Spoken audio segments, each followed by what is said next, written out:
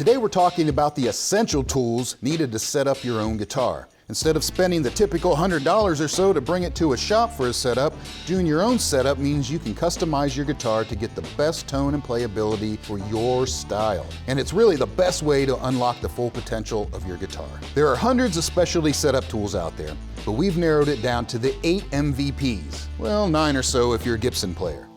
And today's an extra special day because not only are we joined by Eric, a face you probably haven't seen for a while, we're excited again to have Tomo Fujita, guitar professor from Berkeley. We just got done doing some work on your 65 Strat. We're going to use it today as an example to talk about some of our favorite setup tools. Please don't drill anything though. No modifications. Okay, good. I think the best place to start is with measuring. When doing your own setups, you're going to need a tool to accurately measure your guitar action. We have a 6-inch rule. This is what I use personally most of the time, but we also have a string action gauge. Which one of these do you use, man? More often than not, I use the 6-inch rule, but I do like the action gauge a lot because of the different measurements on it, and it also has the handy cross-reference chart on the back. I use that a lot. What about you, Tomo, when you do your own setup work? This one, do you use a lot. This one? Okay. Yeah, this way I can explain to my students which one I'm using. Yeah. Everything, like Eric said, everything's there. That charts is there because sometimes centimeter, inches. If you only show the numbers, people confuse. Yeah. So this is really cool. I think this is great. I use this mainly because this is what I learned on. Right. It was around before that. And it happens to span the 2 frets where I like to measure action perfectly. But since we've come out with this, I do find myself referring to it a lot more, and it is great. I really like the string line measurements. Already lined up. Yeah, and it's already spelled out into decimals, or we do have a metric version too. If I use this tool, I just go around, around 12 thread and just, look at, adjusting. And you're going by the string lines on there. Yes, but also I don't have this everywhere, but you have a pick, right? So this is 1 millimeter, one side. So 2 is 2 millimeters. So easy way to show to my students, I drop around 12 frets. You see, like it moved and then stuck. That means it's good. Okay. Yeah, because I want to have close to 2 millimeter, not exactly. So if I drop here slowly, see, it moved. That means very close too. You don't want to have to force it in, but you don't want it to just completely fall through. Exactly. And a lot of students and even guitar customer probably ask you guys, can you do lowest possible? Because lowest, we guitar player believe fastest to play or easy to play. But what happens is short distance between frets and a guitar sometimes ended up you press too much. Or chokes it out. Exactly. Then no sustain. I found this way guitar sings more. It rings better. Yeah. So usually I said about 2 millimeter or What gauge strings do you use? 10. For this one, I do 10 and then 46. Gotcha. Yeah. The reason is sometimes again people believe looking for Stevie Ray Vaughan or that kind of sound. Yeah, you're laughing. So people do 49 to 11. They ended up people picking hard. Yeah. Okay. I tried for a few years. Ended up every night I pick hard because string can handle the power. Right. Exactly the same thing John Mayer doing the same time. We are doing kind of same time. We said to each other, forget about it. We are not Stevie Ray Vaughan. Just play 10 and a 46 to be happy with it. So there we have it, essential setup tool number 1, some kind of rule for measuring your action. Now, one thing that can really affect your action is the straightness of your neck. And to check that, you're going to need a straight edge. Having a straight neck identifies other potential issues like high and low frets, nut slots that are possibly too low. So not all straight edges are created equally. Just because it's straight doesn't mean it's machined within a tolerance. So a long ruler may get you in the ballpark, but it's not going to be accurate like one of the ones that we sell that is manufactured within a very tight tolerance. I didn't know that. Yeah, so you can get close, but really for accurate setup work, to really know what you're looking at, A true straight edge is what you need. Every so often we buy products from our competitors and, Yes. and test Check them out it to out, see yeah. what they are. You do get what you pay for. Right. True. Yeah. Do you rely, you think, more on a notched or a straight? In the shop, I definitely rely on the notched straight edge more than I do a regular straight edge because it takes the frets out of the equation. This guy's going over. So you're eliminating the frets from the equation. Yeah, so there's, you know, in case there's like a high fret or something in there that might, the ruler or the straight edge might get itself hung up on, removing that. And so what I'm looking for here is a gap between the bottom of the straight edge and the top of the fingerboard. You know, given that the frets are good and all that, and you use a regular metal straight edge, a lot of times I'd want to have a backlight, have that underneath there, and then that way I can look and see. And I would do that with this as well. You can flip that around and use the other side, right? That is a great combo. But the notch straight edge is really going to reveal to you the difference between the tops of your frets and the straightness of your neck. I used to do this before, you know, I know using these, you know, gauge. So then I hold a guitar. Yeah. I look at the, you know, train tracks. This is straight. And then, you know, oh yeah. When I show this to students, they just don't see same thing. we do this about 10 minutes. You know? It takes a while, to, Right? I think, to develop the eye to see Right. see what you're looking at. And sometimes I can see neck goes like this. You know? Oh, okay. So overall, I think this is the best, probably. If you're just going to get one, if you're not comfortable taking on fret work, you probably don't need a notch straight edge. Okay. For just plain setup work, a standard straight edge is fine. I think what's important too is how straight does your neck need to be? I always start dead straight.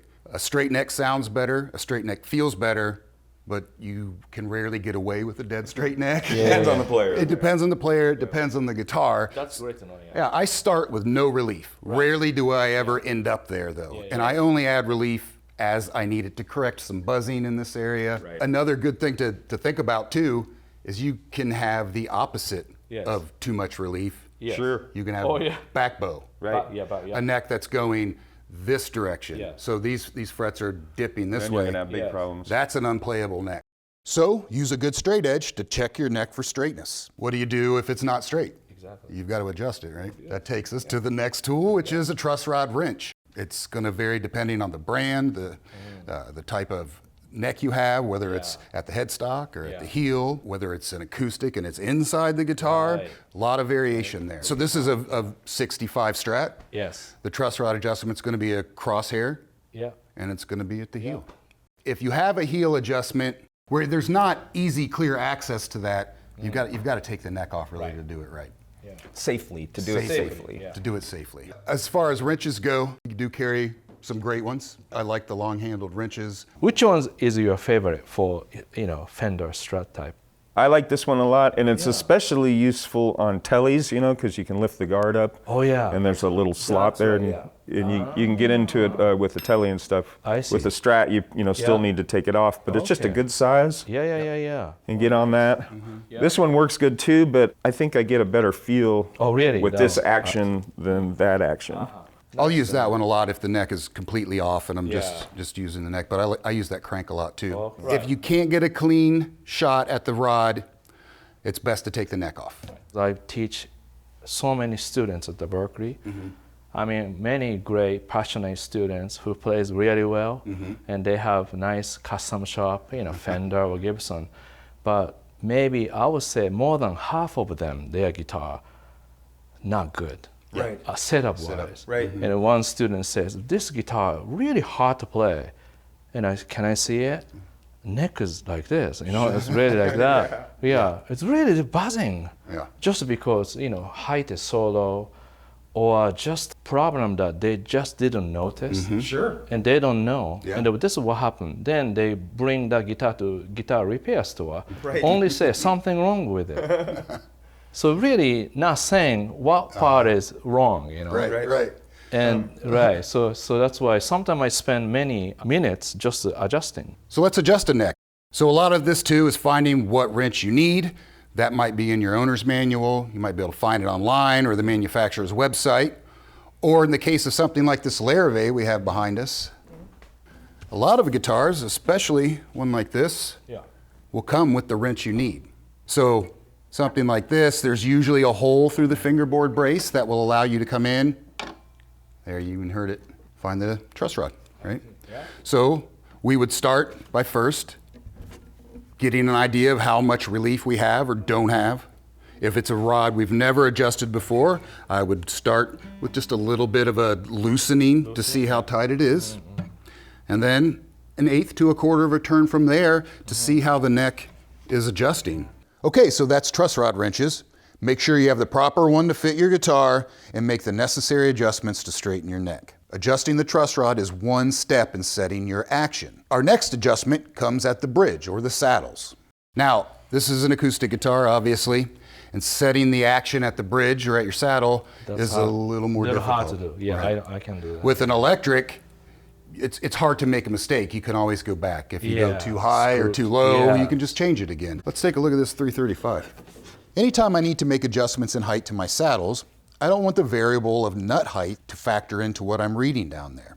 So an ordinary capo becomes an essential tool for setup. So right there, that puts the strings right down on top of the first fret, and I call that my 0 point.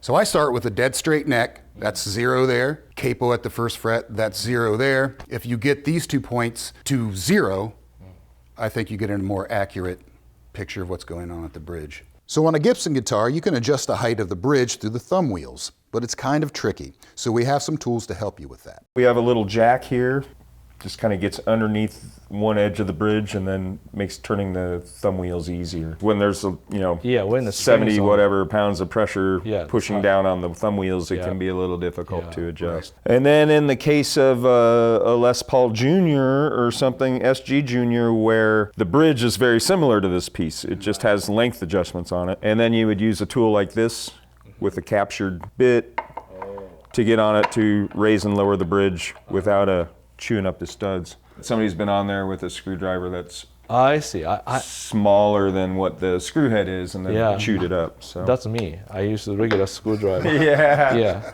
Well, Gene mentioned that this works really well too. If you need to adjust. If they move smoothly, that will work sometimes too. I see. But really, that's the safest way to adjust a bridge or a tailpiece. Okay, so now we know what tools we need to adjust our bridge action. I think it's important to know, well, where do you set it? Everyone is different. There are different places to measure this, but on an electric guitar, a good place to start when you're talking about action height at the 13th or 14th fret range where this drop-off happens.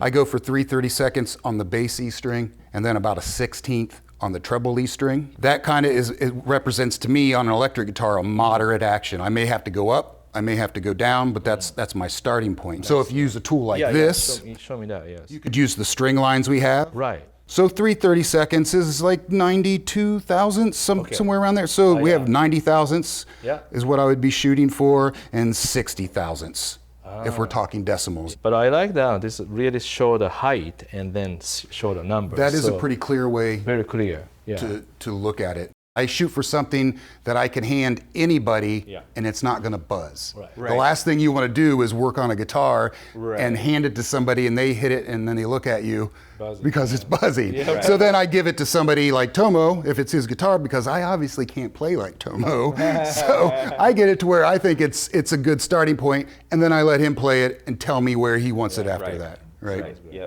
it's an individual preference thing. How about one more thing, those radius gauge, do you use that? Absolutely. So these understring radius gauges come in after you've set the action of your outside E strings. They slip in under the strings and help you set the radius of all the middle strings. The benefit of a capo is also that it's setting the radius down at the first fret. So if you didn't know, the radius of your string should more or less match the radius of your fretboard. That's part of a proper setup. But you can also use them to check the radius of your fretboard too. You just want to get underneath it. That's why we thin these out, sort of to get underneath there. It should be a 12. Should be 12, right? And that looks pretty good, actually. Yeah, pretty close. Yeah, I'm going to take a peek at it with a 10 just to I see. Yeah, it helps to compare it to the two sizes around it. I find a light sometimes helps too. You can see that there's a gap between the two radii. And there's a little more gap in the center of the radius there, so I'm going to stick with the 12. Yeah. You can see that there's just a little bit of gap right on there. And a lot of times what I find is it's not perfect to any one number. It's like you've kind of got to pick. It's like, yeah, this is probably a 7 1/4, but I do see some light gaps. I'll generally err on the over radius side, but you know, it's kind of personal preference. So then you want to check the strings underneath to see where you're sitting on your saddles. When I do that, I always put the guitar on my shoulder. Oh, I see. I balance it on my shoulder. I put a capo on the first fret, and then that gives me both hands free to then come under and then look at what radius I'm dealing with. I'll just move the strings and see the gap between the gauge and the string. And then obviously on a Gibson, you're going to need nut files to actually deepen those slots. So if you have a flatter radius at the bridge, you're touching in the center, but on the edges, on the wings, you're not. You're going to need to deepen the outside strings until you come down and touch. If you're not touching in the middle, you need to deepen the ones in the center until you touch. But on a Fender, we get to adjust it. Okay. So let's look at your Strat again. So on this guitar, since I've worked on it and I did some fret work on it, I was able to determine that this is actually a 9 1/2 inch radius. I know, a little flat, right? It's a little flat. So what I do, and what I did on this guitar, is I actually set this to a 10-inch radius. And the reason being is if I set this to a 9 1/2 to match the board perfectly, then starting at the E string, this whole radius, if you think of this group of strings as one complete arch, this whole radius goes and hinges off of the E string, which is fine. And that's how a lot of people do it. There's nothing wrong with that. What that does, though, is it raises all of these strings up. And I don't really want to raise the treble strings up so much. I mostly want the bass strings to come up. And the way I accomplish that is to set a little bit flatter of a radius on the saddles. So this is what I do. First I set with right radius, but after that I bring both ends go higher. Okay. In other words, a little bit more flat. The reason is I bend more notes. So more higher, string height, I have more room to bend. I strum a little hard on the bottom end to play funk, so I just raise slightly higher. So, Well, that comes back to the running theme of a setup is very individual. Yes, yes. It has to fit not only the condition of the guitar, but the style of the player. So on a Fender, changing your individual string height at the saddle is really easy to do. You just need the proper sized Allen wrench. And I think I can speak for all of us when I say I love the Guitar Tech screwdriver set, and that's an Erick tool. We can thank Eric Coleman for that one. Well, that was a several-month R&D project where I just basically went through all the guitars in the shop that Gene and I had at the time and determined which screws, which Allen keys, which screwdriver sizes best suited guitar work. And so we worked with a manufacturer and came up with the screwdriver set. Most of the American-made Fenders with this style, the vintage style bridge, this screw was a 50 thousandths. And that goes with our screwdriver set perfectly. Most imported Fender type guitars, not, it doesn't even have to be a Squier, but most Strat and Tele shaped objects that are not American made, more often than not, that's a 1.5 millimeter wrench adjustment for the saddles. In there too, right? Yep, that's in there too. This tool set is something that goes with me everywhere. That's invaluable. Okay, so now after we have our bridge set up, our radius adjusted, it's time to turn our attention to the nut. And this is a big one. These can be difficult. I've always said that making a nut from scratch is one of the hardest things you can do. But I think adjusting the slots is doable for most people. I think so. Especially when you buy a new guitar, I think they tend to have this a little higher, so then they don't buzz. But then when you really play, you need to adjust it. This is why I do these things, why most of us do these things in this order, because the relief of your neck will affect the height of your nut action over the first fret, and the height of your saddles will affect the height of your strings over the first fret, and vice versa. It's kind of circular. Each one of these adjustments has an effect on the other. So that's why I start with a dead straight neck and a capo, just to eliminate that, and then I set this, and then go back and adjust this, which then may mean you have to come back and adjust these. You kind of have to juggle these three things until you find like an equilibrium. And my question is, what tool do you recommend? So we have gauge nut files for this kind of work. This is our standard set. You can splurge and get the fancy diamond-coated files. They're awesome. But the standard cut files work great, and they're what I've always used. There's some key things to keep in mind that will help keep you from making mistakes. One is to have the proper file. Really, if you want to do it well, you should have a file that matches each gauge of your string. Now, that's an investment. Some people may not want to do that, and I talk to a lot of our customers and some who don't want to spend that much money at once. So I generally say, as a rule of thumb, anything 2 thousandths under to about 4 thousandths over can be made to work, especially if you're dealing with your own guitar and a plastic nut and you just want to make it work. With some sandpaper or that abrasive cord, you can open up a 2 thousandths small slot to the right size. Right. And at 4 thousandths over, you're only talking 2 thousandths on each side of the string. To me, that's not a major deal.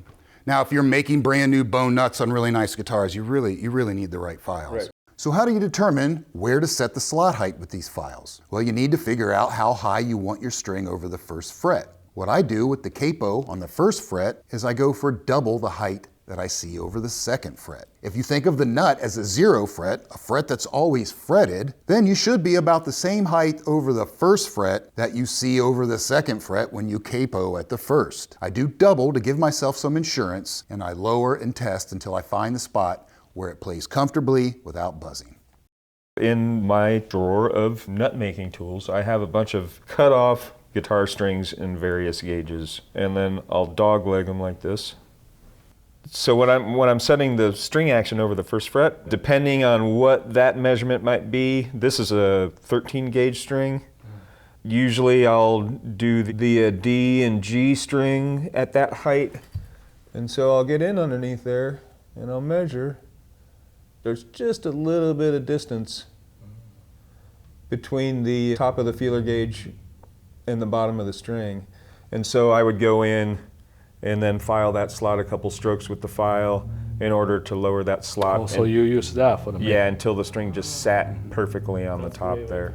Another thing that you don't want also is if the nut slot's too high, it's going to play sharp in these lower frets, and that's unacceptable. The other thing I tell people a lot is it's very important to angle these slots with the approach of the string. So if you look, we have a string retainer here, but all of these strings are heading down.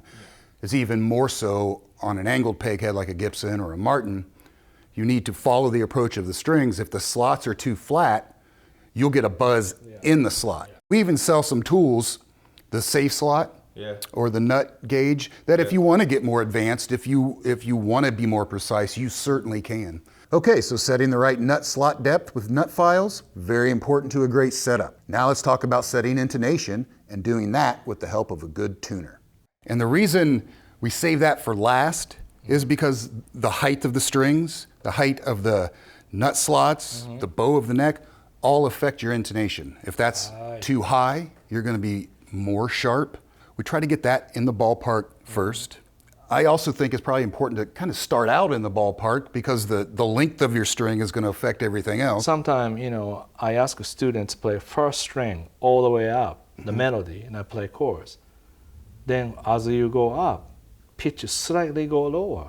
Okay. And that's usually I notice that guitar is not intonated. So then you're going flat as you Yeah, then next step I do is just, I tune everything open string, and I use the guitar, I demonstrate, play all the triads, chords everywhere, how horrible the guitar sound is. Right. Show us what you mean. Tomo. Well, means like, this guitar probably intonated right, but if you have like D chords like that, then go,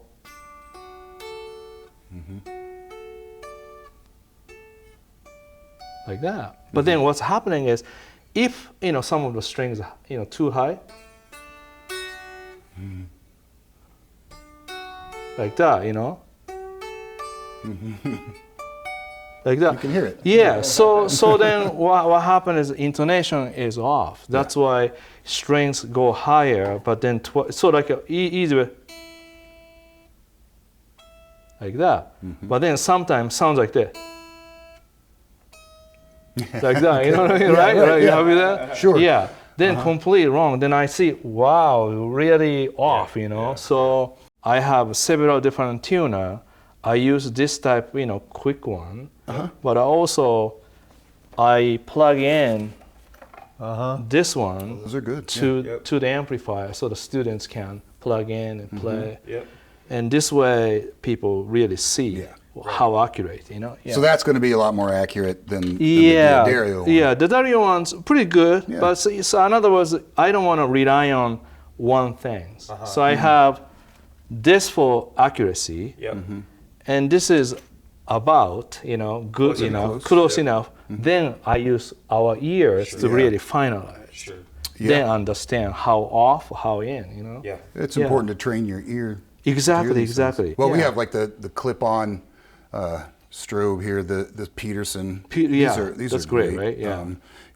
And this is a little more accurate than your normal clip-on tuner.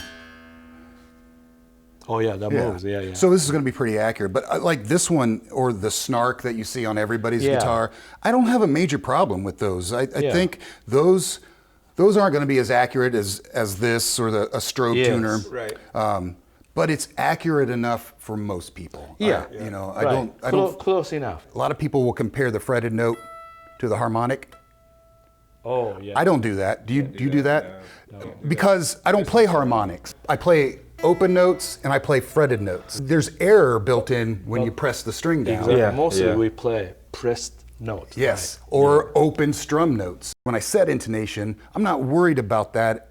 Fretted and open. That's why most beginner students believing if you tune open string, everything all set. Yeah, not quite. But not quite. But then if you go higher, intonation's off, then sounds not good. Right. So if you're sharp at the 12th fret, you're going to move the saddle back. Right. You're going to crease the string length. Increase, right, exactly. Right. If you're flat, it's the opposite. Forward. You're coming forward. Yes, exactly. Right. So make small adjustments, retune, check again. You should have every bit you need in a set like that to make the adjustments on these saddles, on a tune-o-matic, on just about any bridge. You're going to be able to, and that extension that you've got on there, that is great because it's going to allow you to get out a little bit further. We'll just check the treble E. So you got to realize too, on a strobe tuner, it's very hard to keep those wheels from spinning. This tuner is so accurate. Okay, so we're in tune there. And then, so that one's a little sharp. Okay. Right. Okay. So then you have to adjust the saddle. Right. So this is where I was talking about that extension is great because it allows us to get in and make this adjustment without bumping the handle into the top of the guitar. Yes. Which I think is important, really great, especially when you're working on someone else's guitar and you don't want to be the one to put a ding in it. Vintage guitar. Someone else who's standing right next to you. It wasn't me, Tomo. So if I'm sharp, I'm going to move this saddle back a little bit. Just again, a small adjustment, just even that little bit of an adjustment. And then we'll have to retune the open note again. I drop back down. And then check again. And that did it. We're good to go. And I think it's also important to use the amount of pressure you're going to use when you play. To be aware of how you play and not to muscle everything. Because look, I'm in tune there and I'm in tune there, but listen. Just you really push hard. You could probably even see it on the tuner. Just enough pressure to where the note sounds cleanly. Right. See, that's really important. So setting your intonation with a good tuner is one of the last steps of a great setup. But there's one more thing we got to do on an electric guitar, and that's set the height of the pickups. The gap between your pickup and your string plays a really big role in your tone. Yes. It can also play a role in your intonation a little bit. Sure. Yeah. Some of these magnets are really powerful, and if they're too close to the string, it will affect. Pull the string. It will pull the string. So how do you know where to set them? So Tomo, when this guitar got here, I saw where you had your pickup set, and I know you have a particular way you like these set. I recognize that. Yeah. So what I did was I readjusted your neck pickup so that you can kind of run us through where you set that. So. Yeah, I kind of remember. So, so bass side.